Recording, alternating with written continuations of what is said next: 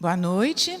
Dando continuidade aqui ao nosso programa cristão de cuidado frente ao Covid, hoje nós temos aqui para entrevistar a doutora Lara Quirino Araújo.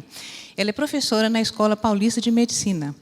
E a gente já teve acompanhando aí 2 vídeos que ela já tinha gravado de aulas, e agora é a nossa oportunidade de fazer entrevista com ela. Obrigada, viu, Lara, por você, mais uma vez, estar contribuindo com a gente, estar disponível para nos ajudar.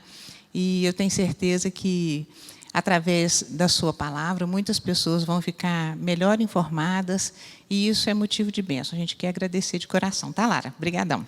Então, Lara, a gente observa que as pessoas têm muitas dúvidas que, para a gente que é da área da saúde, podem parecer assim muito básicas, mas acontece que eu acho que é por aí mesmo que as pessoas que não são da área se sentem, muitas vezes, perdidas, por causa de coisas que são muito básicas, e por isso mesmo, muitas vezes, nós, profissionais de saúde, esquecemos de falar delas, né? Então, por exemplo, eu vou falar de uma coisa, vou começar perguntando sobre isso. As pessoas não sabem pensar, as pessoas que não são da área da saúde, que não trabalham, por exemplo, em hospital, nunca tiveram, por exemplo, num bloco cirúrgico. Então, num bloco cirúrgico, você tem um campo que é para não ter nenhum tipo de contaminação, não é isso?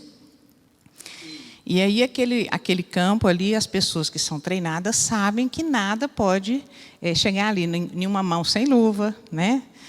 Aquilo que foi tirado, que é considerado que está contaminado, não vai nem poder passar ali perto.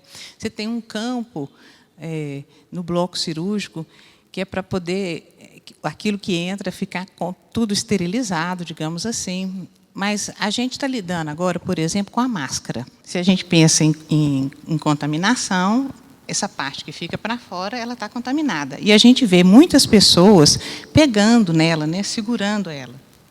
Na hora de colocar, na hora de tirar, muitas vezes as pessoas não sabem exatamente como que lidam. Eu queria que você falasse um pouco disso para a gente. E depois que tira, onde que deixa? Como é que deixa? Então, Janine, a máscara é um instrumento assim muito importante para a gente evitar a contaminação respiratória. A gente já usava máscara dentro dos setores de saúde, dentro das clínicas, hospitais e pronto-socorros. Mas agora a gente passou a usar nas ruas. Isso é novidade no Brasil, mas nos países asiáticos eles já estão habituados a isso. Então, quem tem amigos que moram em Hong Kong, Taiwan, China, Vietnã, já sabe que lá, quando uma pessoa está gripada, ela coloca máscara para sair na rua para evitar contaminar os outros. Faz parte da cultura. Talvez porque eles viveram uma epidemia muito forte de uma doença parecida lá no início dos anos 2000, lá por 2003. E por conta disso, a população foi educada a usar máscara. Então, máscara é uma novidade para nós, mas ela já é usada há muitos anos em muitos locais para prevenção de contaminação de doença respiratória. Outra questão importante é as máscaras. Qual máscara que a gente vai usar? Porque tem máscaras que são excelentes, mas elas são destinadas principalmente aos profissionais de saúde. Primeiro, porque o ano passado nós tivemos uma dificuldade de produção dessas máscaras, que são as famosas N95 ou FPP2, né? Essas máscaras, por que são ótimas? Primeiro, porque ela tem uma boa vedação, então elas realmente aderem. Depois, porque elas têm um material especial de filtro. Então, em casa, quando a gente usa essa máscara de algodão, a gente quer simular até onde for possível que com o tecido que uma máscara, vamos dizer, top de linha, mais segura faz, que é vedar bem o nariz e a boca e conseguir reter um pouco de partículas, um pouco de substância que poderia entrar nos nossos pulmões. E dentro dessas substâncias estão os vírus. E agora, para nós, o vírus SARS-CoV-2, que tem a ver com a doença Covid, que todo mundo está tão preocupado. Para colocar a máscara, um detalhe é que a gente não pega na parte da máscara, na parte da frente da máscara. Então, a gente a gente tem que trazer para trás das orelhas e a gente sempre pega por trás, porque na hora que a gente pega na parte da frente, a gente está colocando a mão na parte contaminada da máscara. Então, a gente foi protegido por várias horas do dia com aquela máscara, ou vários minutos. Só que aí, na hora de tirar, eu coloco a mão na parte da frente. Eu me esqueci que eu pus a mão na parte da frente. Eu não lavei as mãos de forma adequada. A minha mão está contaminada. Se eu levar no olho ou no nariz, eu posso pegar a doença. Então, primeira coisa, nunca pôr a mão na parte da frente da máscara. A gente sempre usa por trás.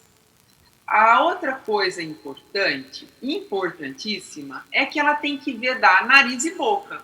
Por quê? Se a gente põe a máscara só na boca, tampa a boca e deixa o nariz de fora, o ar está passando pelo nariz, né?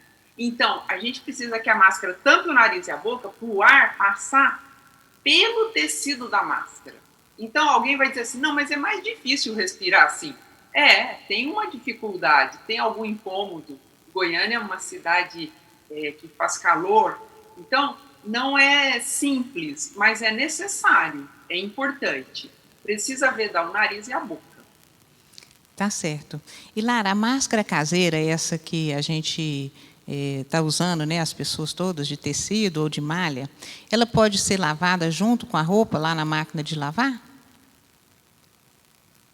Há uma controvérsia em relação a isso, viu, Janine? O vírus, esse vírus, ele é facilmente eliminado com a lavagem, né? E existiria até a possibilidade de lavar junto com a roupa. Porém, isso pode causar algum problema. Então, o recomendado é evitar. Que tipo de problema? Se essa lavagem não for bem feita, as suas roupas podem se contaminar pelo vírus. A chance real disso acontecer é mínima, mas ainda assim, por precaução, o aconselhável é lavar as máscaras separadas. Ok. Melhor, né? Melhor prevenir nesse caso. A minha outra pergunta seria, o vírus, eu fui num ambiente, estive com alguém que eu fiquei sabendo depois que ele ainda não sabia, mas ele já estava com o vírus. E aí eu quero saber, assim, a minha roupa, ela guardou o vírus por quanto tempo? Como é que é isso? Muito bem, essa sua pergunta é ótima, porque está cada vez mais frequente essa situação, né? Então, a primeira coisa esse encontro guardou as devidas precauções, prevenções, ou seja, eu mantive uma distância mínima de 1,5 metro da pessoa, ambos estavam usando máscara, o ambiente estava ventilado, ou era um ambiente totalmente fechado e a gente ficou lá 2 horas dentro desse ambiente. Então, quando a gente tem todas essas precauções, a chance de contágio é bem menor. Porém, se a gente não seguiu essas precauções, a primeira coisa é que a gente tem que ficar isolado. Então, eu estive lá, conversei com uma pessoa, bati um papo bacana, mas a gente estava sem máscara.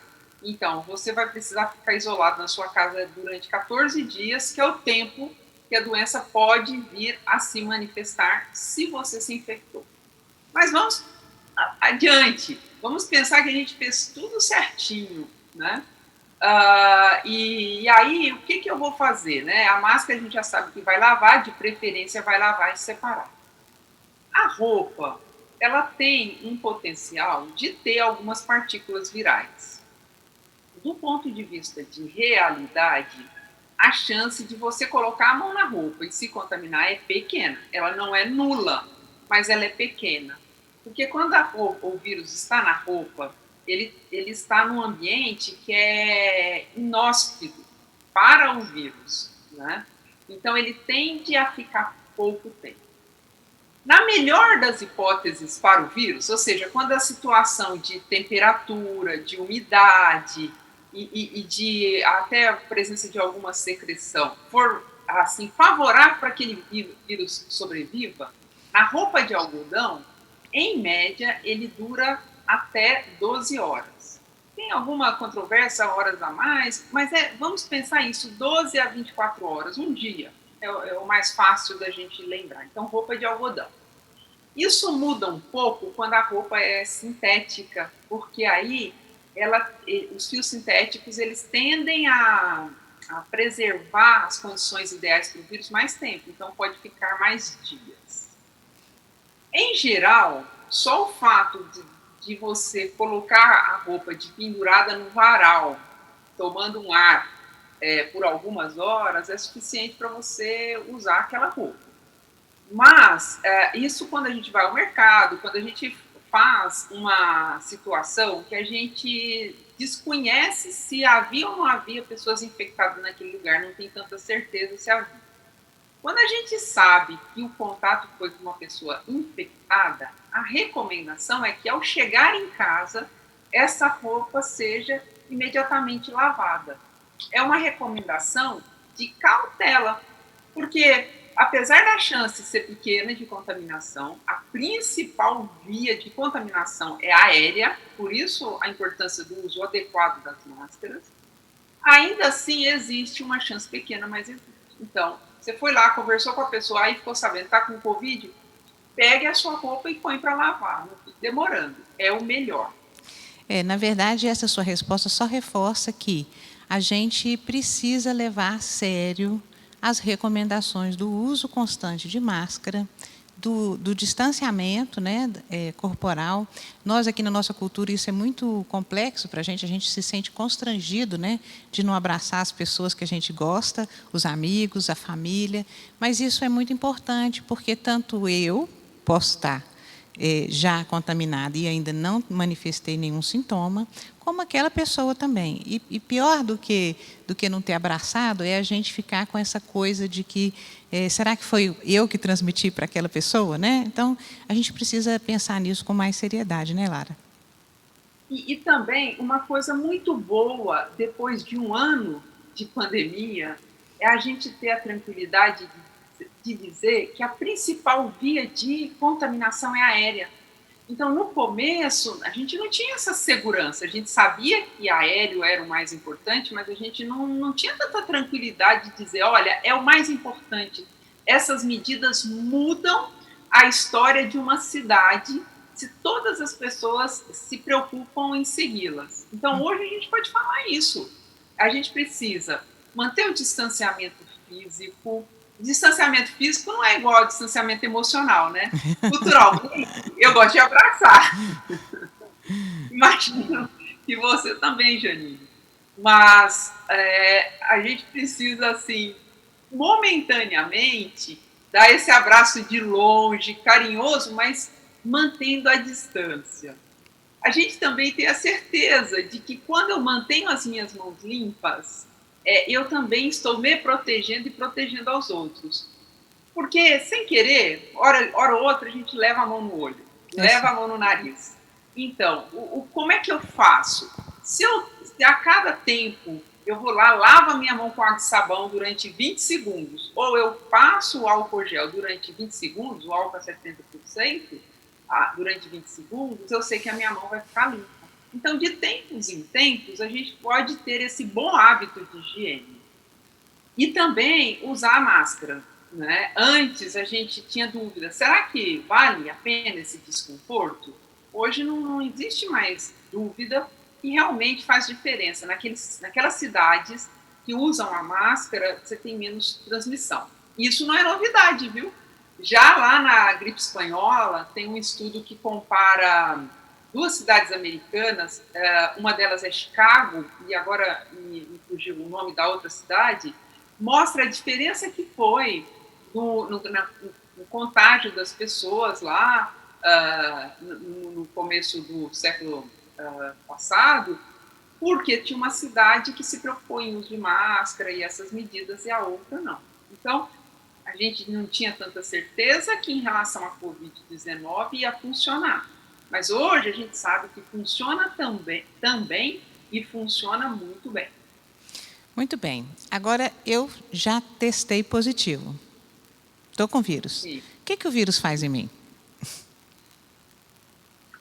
Então, a gente tem uma maioria de pessoas, pensando na população geral, que vai ficar assintomática ou com sintomas leves. É aquela pessoa que tem a popular virose. Tem um mal-estar, parece que está meio resfriada, né? Às vezes uma febrinha baixa, um pouquinho de dor no corpo. Então, a maioria das pessoas tem esses sintomas leves, e por isso é tão complicado, né? Porque todo mundo tem que estar muito consciente hoje que sintomas leves, mesmo que eu esteja me sentindo bem, se eu estou com sintomas leves, eu tenho que proteger a minha família e ficar distante daqueles que estão no meu lar. Porque em casa, geralmente, a gente não usa máscara. Então, quando eu começo a ter sintoma, eu preciso me isolar. Vai ter uma parte das pessoas que vão ter sintomas mais pesados, né? O que acontece? O vírus, ele primeiro entra na parte de dentro do nariz e das vias aéreas superiores. Então, nessa parte do nariz, ele invade o tecido, né, que a gente chama de mucosa, e aí ele começa a se reproduzir. Passado um tempo, ele começa a chegar até os pulmões. Nesse momento, é o momento que a gente começa a ter mais febre, é a hora que perde o olfato, às vezes perde o paladar, o apetite. Então, você começa a ter como se fosse uma gripe forte, mas não é uma gripe, é a Covid-19 chegando. Também, uma parte das pessoas vão ficar com esses sintomas iniciais. E, infelizmente, um outro grupo evolui para os sintomas mais graves, que é quando os pulmões realmente são atacados. Aí, nesse momento, geralmente é comum a pessoa ter alguma falta de ar, né? O fôlego fica um pouco mais preso. Então, as pessoas relatam assim, parece que o ar não sai. E às vezes a pessoa pode ficar mais ofegante, né? E aí, geralmente, a pessoa tem muito mal-estar, o apetite fica muito comprometido. Então, aquela pessoa, você vê assim, você não tem dúvida, realmente ela tem uma doença, né? Ela não está bem. Esses são os momentos iniciais quando você testa positivo. Ou seja, você pode não ter nenhum sintoma, você pode ter sintomas leves, ou você pode ter esses sintomas moderados que vão tendendo a se agravar. E, Lara, existe mesmo esse negócio dos dias, os dias de evolução. Então, eu estou no 5º dia do primeiro sintoma. E aí é esperado alguma coisa diferente do 7º, do 8º, do 10º dia? Sim, a gente sabe que tem um tempo para as coisas acontecerem, né, para o vírus se reproduzir, porque o vírus chega dentro do nosso corpo em uma quantidade. Quando chega lá no nossa mucosa, no tecido do nariz, ali no tecido das vias aéreas, ele começa a se reproduzir, a aumentar muito a sua quantidade, é o que a gente chama de carga viral. Uhum. Aí isso leva um certo tempo para acontecer. Então, no início da pandemia, em média, ali pelo 7º dia ao 10º dia, era um momento que as pessoas que evoluíram com o quadro de gravidade começaram a ter falta de ar. A hora que a falta de ar, que a gente chama tecnicamente de dispneia, falta de ar, piora, 7º a 10º dia. Mas alguma coisa mudou com essa nova cepa, essa variante do Amazonas, que está agora sendo muito frequente em várias cidades do Brasil, infelizmente. O que os colegas têm relatado é que as pessoas começam a ter esses quadros de sinais de gravidade, de falta de ar, de fôlego curto, fôlego cansado, ali pelo 5º dia. Então, parece que o início dos sintomas de gravidade tem sido um pouco antes do que costumava ser, que era entre o 7º e o 10º dia. Por que eu falo parece, né, Janine? Porque lá quando a gente fala de 7º e 10º dia, a gente teve vários estudos, várias observações de milhares de pacientes para fazer um apanhado do que era mais frequente. Agora, com essa cepa do Amazonas, ainda não deu tempo da gente ter toda essa experiência. Então, a gente ainda não tem uma publicação científica de qualidade que vai falar exatamente, olha, é verdade, é isso mesmo, essa impressão que vocês estão tendo, que está pior a partir do 6º dia, está acontecendo. A gente não tem essa comprovação científica ainda, porque não deu tempo, porque o Brasil não tem um sistema de vigilância e de pesquisa tão forte assim nessa área. Mas eu posso te assegurar que de norte a sul no país, as pessoas que trabalham nas terapias intensivas, as pessoas que trabalham nas enfermarias destinadas a pacientes portadores de Covid, elas estão sendo muito frequentemente dizendo, olha, está diferente do que era e é um pouquinho mais cedo o agravamento dos sintomas. Tá ok. E muito bem, Lara. Eu tive, então, Covid, passaram 14 dias. Todas as pessoas, mesmo essas que são mais graves, agora o quadro modifica porque passou o tempo da carga viral ou da replicação? Como é que é isso? Explica um pouquinho isso para a gente. A evolução da doença depende muito da defesa da pessoa, da imunidade da pessoa, do organismo. Então, por isso que em alguns não tem nada e outros têm sintomas muito graves. Geralmente, e nós já sabemos disso, né? As pessoas que têm muitas doenças, que são mais velhos, tendem a ter uma imunidade menos eficiente. Ou seja, a imunidade é a defesa do organismo, não é uma defesa que existe, mas é menos eficiente do que de uma pessoa jovem. Porém, essa cepa do Amazonas parece ser um pouco mais agressiva, então mesmo pessoas que têm boa defesa, como as pessoas jovens sem doenças, estão sendo infectadas e estão tendo quadros mais graves que precisam de ir para o hospital. A pessoa que vai para o hospital demora a ficar bom. A gente não pensa em menos de 20 dias, menos de 21 dias, né? Então, quem vai para o hospital tem um quadro mais grave, um quadro mais demorado, mais arrastado, quando para a pessoa se curar, né? Isso indo tudo bem. Agora, quem tem um quadro leve em casa, geralmente entre 10 a 14 dias, a doença acaba, já cessa a doença. E como que eu sei que essa doença cessou? Vai embora a febre, para quem teve febre, que nem todo mundo tem. Os sintomas melhoram, então às vezes fica uma tosse irritante por um período de tempo. Mas lá pelo 10º dia já tem uma melhora grande dessa tosse. Então a maioria dos sintomas dá uma resolvida, dá uma melhorada. É por isso que o tempo de isolamento da pessoa com sintoma é entre 10 a 14 dias, em geral 10 dias é o suficiente. Ok. E aí o pós-Covid, como é que tem sido isso? Tem pessoas apresentando diferentes tipos de sequela, né, Lara? Fala um pouco disso aí para a gente.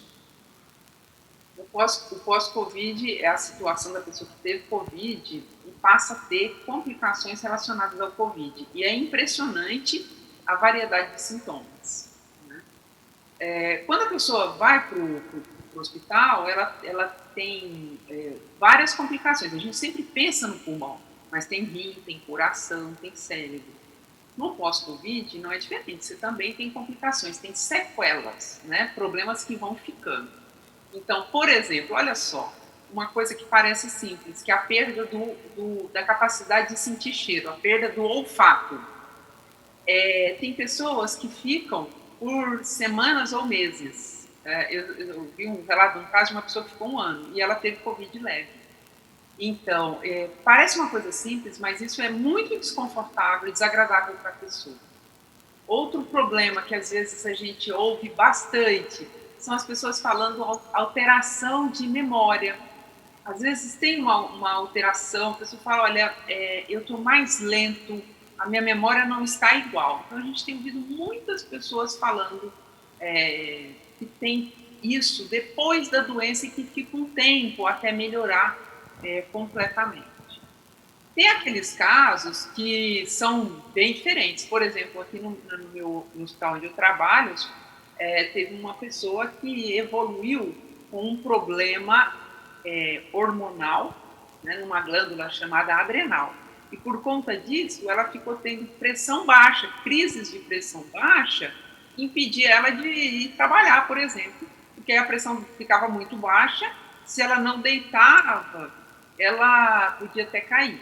Né? Quer dizer, essa pessoa teve meses esse problema depois do Covid.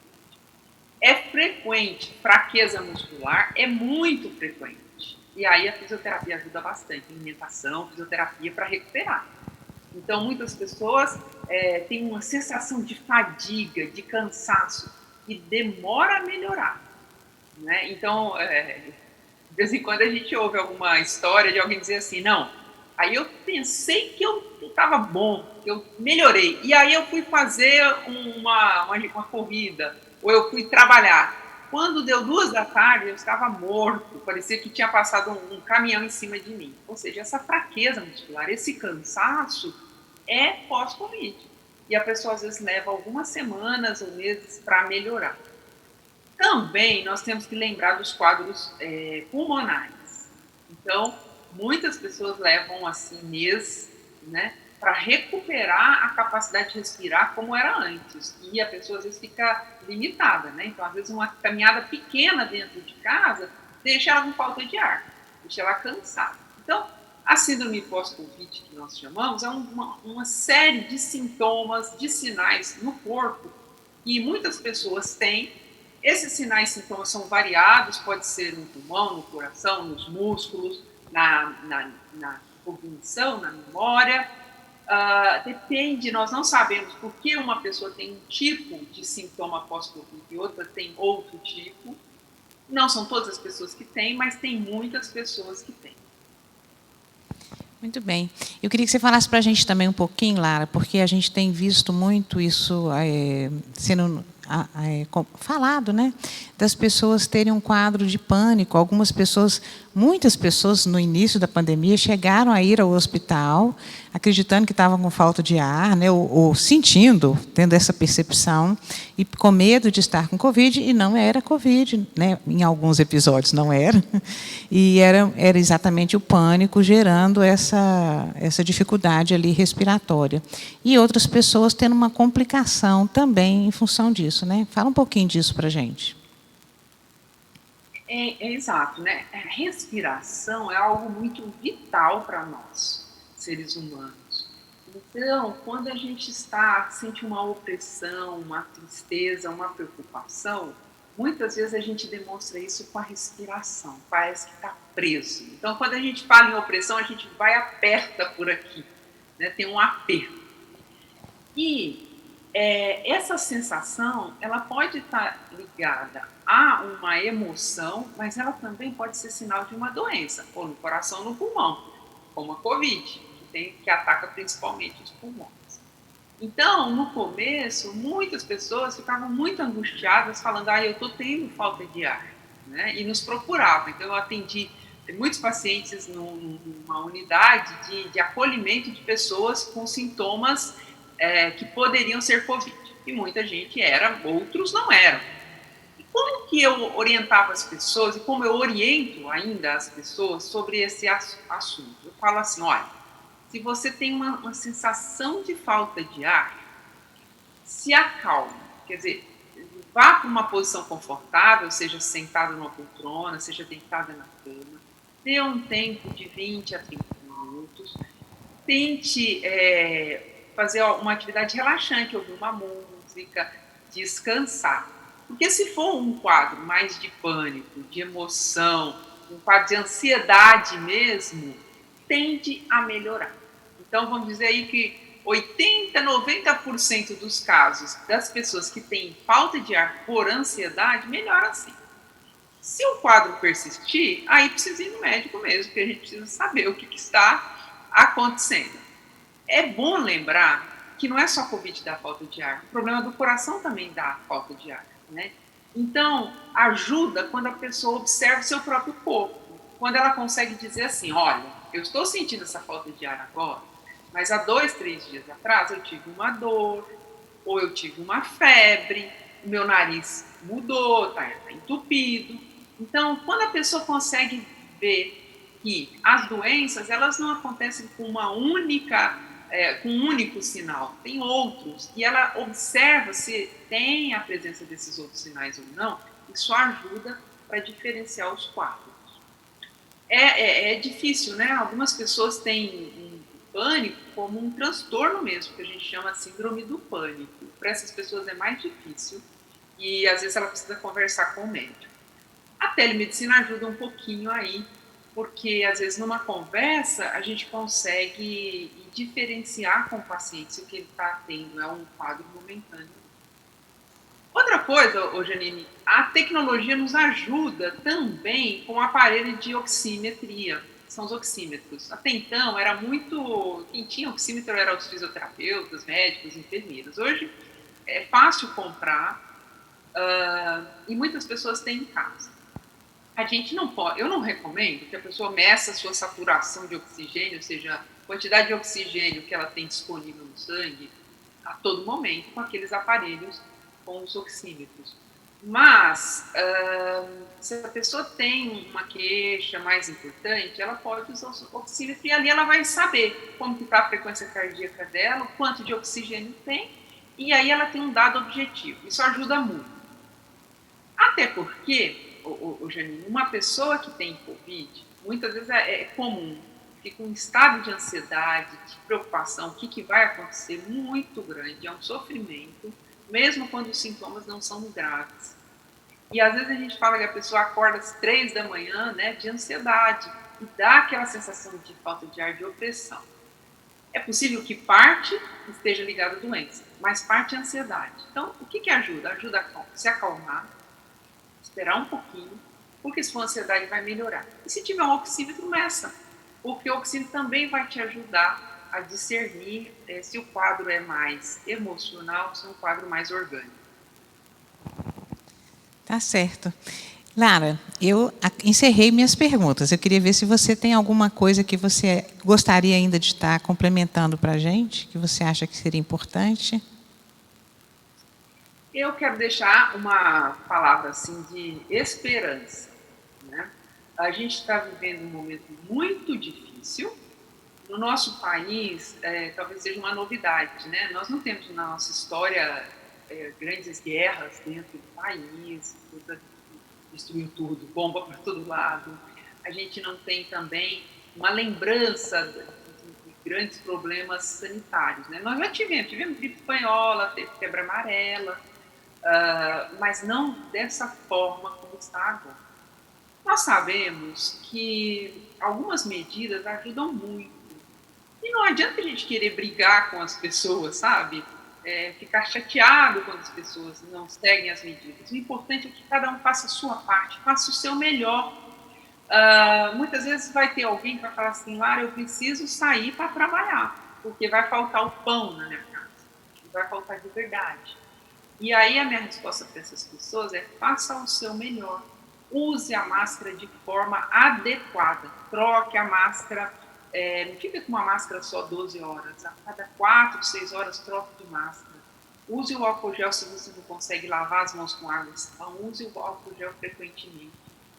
Fique distante. Dê um passinho para trás para não ficar próximo fisicamente das pessoas. Prefira ambientes ventilados. Se você está num lugar que tem janela, abra a janela, abra a porta. Isso ajuda. Evitar horários em que o transporte público está mais aglomerado. Se você pode fazer isso, faça. Se você pode usar a bicicleta, use a bicicleta. Se você pode usar outro meio de transporte, use. E se você tem como ficar na sua casa, fique por amor a você, a sua família e as pessoas da sua comunidade. Então a gente fica em casa por amor e por amor cristão também, por solidariedade, por compaixão. Então, cada um fazendo o seu melhor, a gente vai sair dessa situação. Nós ainda não temos muita perspectiva de quando que a gente vai ter vacina para todo mundo, que é o ideal. Seria muito bom que hoje a gente tivesse uma quantidade grande de vacina. Mas Mas, infelizmente, as coisas aconteceram de um jeito que isso não foi providenciado. Então, o que a gente vai fazer? A gente vai continuar demandando dos nossos governantes que precisamos de vacina.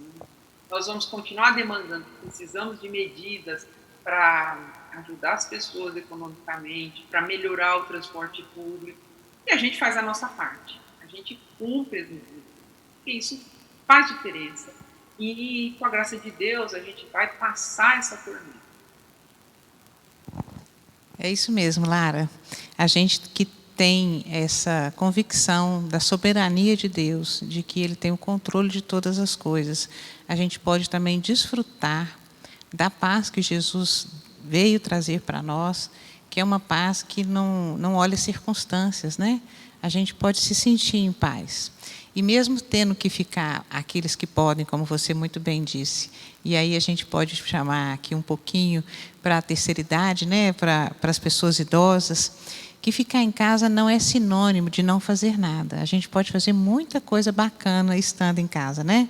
E aí vai depender de quais são os seus interesses. Mas, olha, leitura, filme, música, ginástica, cuidar do jardim, das plantas.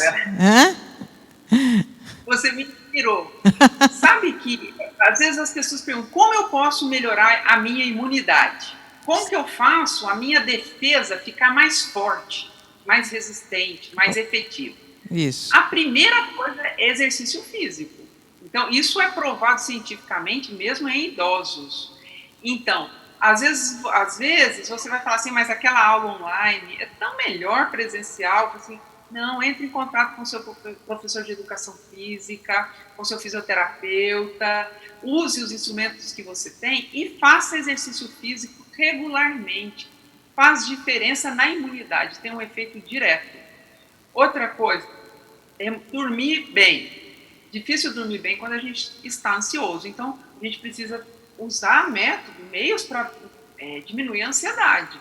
Veja bem, se ver as notícias à noite te causa ansiedade e atrapalha você dormir, você fica pensando naquilo o tempo todo, veja as notícias de manhã, veja na hora do almoço e não veja à noite.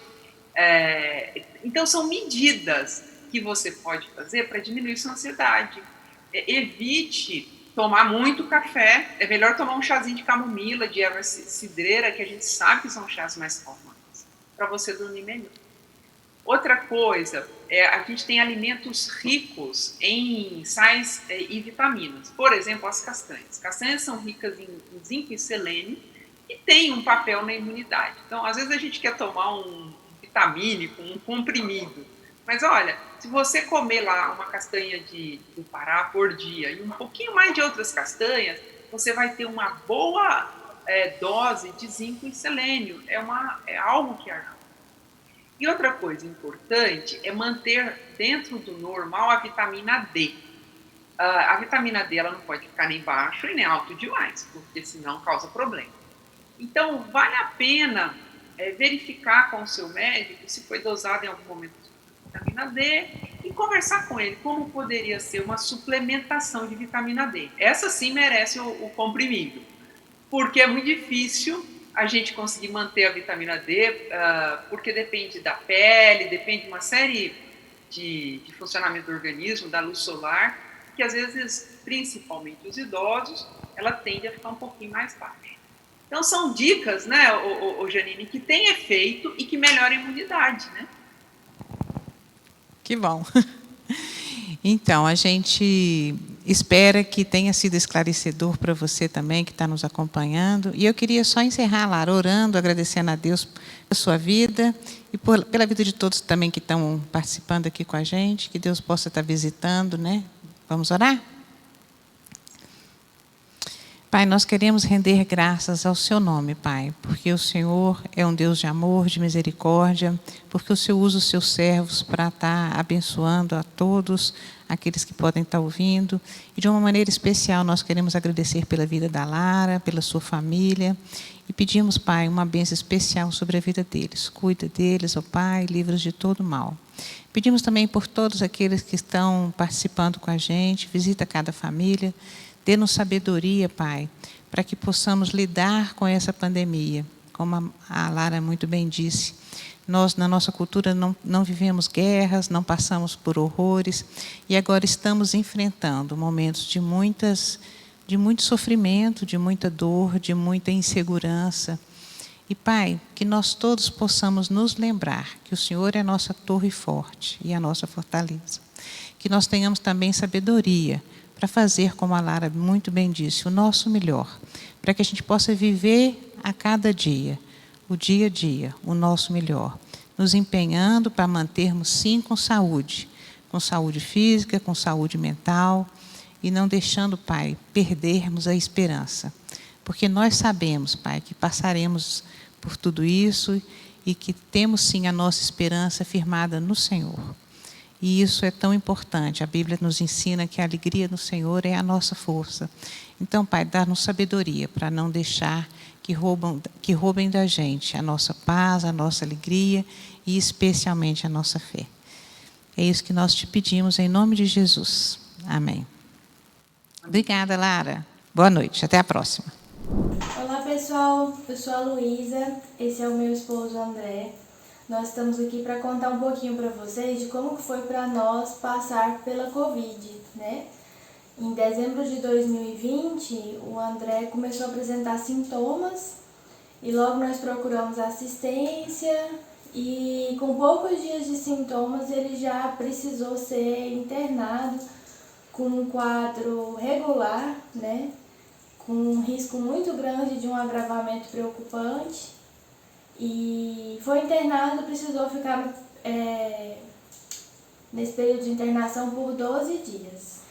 O que aconteceu foi o seguinte, eu tava indo pro trabalho de bicicleta e acabou que eu descobri que eu tava com uma hérnia nas costas, o que me deixou 2 dias no hospital. E acabou que eu peguei o Covid no hospital durante esse tempo que eu tava cuidando da hérnia. Vim pra casa, comecei a sentir os sintomas, né? E a minha saturação começou a baixar muito. E aí eu tive que ser internado. Assim, a gente sempre ficou tomando bastante cuidado.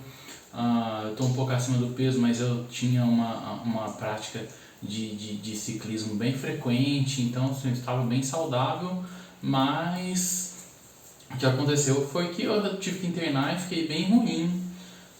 Fiquei 12 dias ali no HC sozinho, né, sem ninguém, internado na enfermaria. Quase precisei, né, de ser entubado, mas o médico disse, como eles estavam já mais tranquilos com o tratamento, que não ia fazer isso. Mas eu tive que fazer VNI, foi muito difícil. Eu sentia que eu respirava só até aqui assim, minha barriga não mexia, não puxava o ar, dói muito, tosse, é tudo muito difícil, você fica assim completamente sem força para fazer nada, não tinha força para levantar, se levantasse a saturação baixava. Foi um período que eu tive muita ansiedade e foi um período que eu tive que parar tudo, foi muito difícil, é uma doença assim muito agressiva. Foi um tempo que eu tive no hospital assim, que foi para estar perto de Deus também, de sentir o apoio da igreja, mas assim, é muito difícil, eu tenho muito medo de passar por isso. Quando eu estava internado, alguns dias eu tive medo de morrer, porque você simplesmente, praticamente, não respira mais. Eu fiquei alguns dias sem dormir no hospital, então assim, toda a situação muito difícil, isso a Luísa estando sozinha aqui em casa, e até hoje eu estou fazendo recuperação, né, tô fazendo fisioterapia, a previsão é que ainda fique mais alguns meses fazendo fisioterapia de reabilitação pulmonar, então assim, é uma doença que bate muito na gente, e que assim, se eu posso falar alguma coisa, tomem muito cuidado, porque todo mundo pensa que comigo vai ser tranquilo, mas não dá para saber. A gente ainda não sabe o que é que faz a doença ser mais agressiva em uma pessoa do que na outra, e é muito rápido a piora. Pelo menos no meu caso foi muito rápido, assim, peguei de repente já estava muito mal, e a recuperação é muito lenta, muito lenta. Eu ainda me sinto muito cansado, eu ainda durmo demais, eu ainda não tenho força muscular. Eu tive dificuldade para dormir, assim, é um conjunto de coisas muito difíceis e você não tem energia, porque você não está nem respirando direito. Então, assim, eu ainda tenho muito medo de pegar de novo, porque foi facilmente a coisa mais difícil que eu já passei pela minha vida. E eu não quero passar por isso de novo. Então, assim, não é porque eu já peguei e a Luísa também pegou, a Luísa está vacinada, mas a gente continua tomando os mesmos cuidados de máscara, de distanciamento social, de higienização e tudo mais. E, assim, meus irmãos, é Deus que cuida da gente, é Deus que deu força para mim, para a Luísa, para passar por isso, que mandou o apoio da igreja, né, com ligações, com todo tipo de ajuda mesmo. Mas é isso, assim, espero que nenhum de vocês tenham, que ninguém da família de vocês tenha, e que vocês possam passar sem nenhum tipo de sequela igual eu estou tendo que enfrentar. E é muito difícil, porque a melhora é extremamente lenta e é muito ruim. Foi um período muito difícil também para mim estar em casa em isolamento, né? Sabendo que ele estava passando por dificuldades. Eu sou profissional da saúde, tive a oportunidade de trabalhar com pacientes com Covid e eu imaginava o que ele estava passando. Então foi um período assim, de um sentimento muito grande de impotência e um momento em que a gente se volta muito para Deus, porque mostrou para nós o quanto nós somos frágeis, né? O quanto nós necessitamos do cuidado de Deus e o quanto nós somos impotentes e o quanto nós temos que esperar no Senhor. Foi um período assim que a espera no Senhor e a paciência foi o maior aprendizado que nós tivemos. O apoio da igreja foi muito importante para nós. Eu sozinha em casa, muitas pessoas se ofereceram para vir aqui trazer comida, trazer coisas. Eu evitei pelo medo mesmo de transmitir alguma coisa para os irmãos, mas queríamos também demonstrar nossa gratidão pela igreja que esteve conosco durante todo o período que nós precisamos e até depois. E Deus abençoe a todos. Deus abençoe a todos.